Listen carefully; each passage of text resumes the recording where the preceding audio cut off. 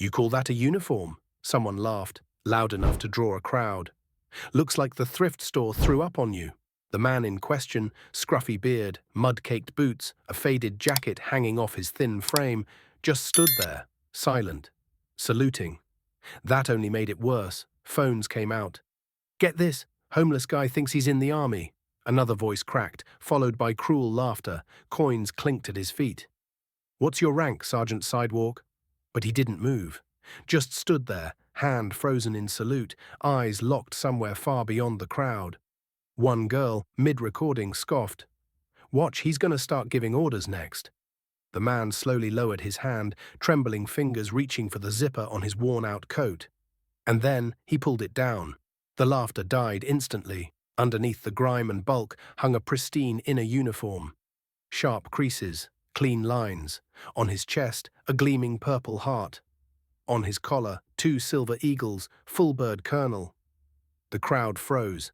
"Wait, is that real?" someone whispered. The man finally spoke, voice firm but tired.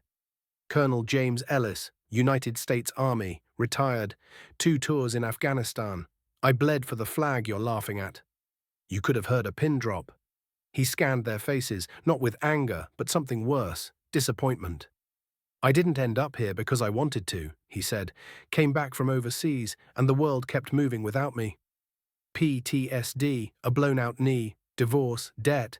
Next thing I know, I'm invisible. Until today. Until I became your entertainment." A guy in a hoodie muttered, I'm sorry." Ellis nodded. Sorry doesn't help the guy next to me at the shelter, doesn't help the woman with 3 deployments and no roof over her head. Sorry doesn't change the fact that some of the finest people I served with are now living in tents. Then came the backstory, short, raw, and heartbreaking. Captain at 27. Promoted fast, led recon missions, trained new recruits, lost 6 men in a single explosion, carried the guilt like shrapnel buried deep in his chest. The day he was discharged, he cried, not for what he lost, but because he didn't know how to be anything else.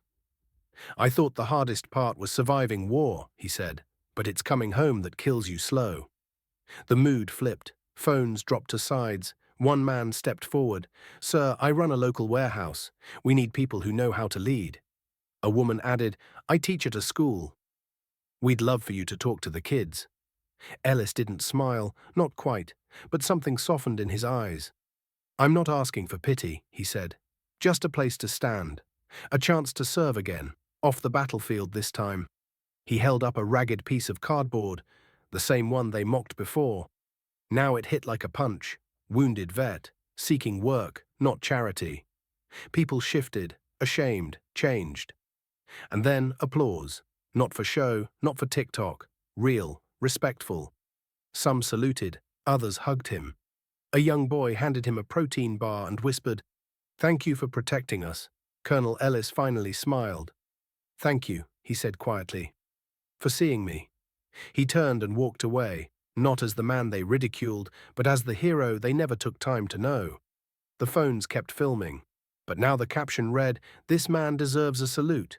Before we end this story, let us know in the comment, where are you watching from? So if this story touched you, subscribe to the channel and hit that like button and drop a karma in the comments below.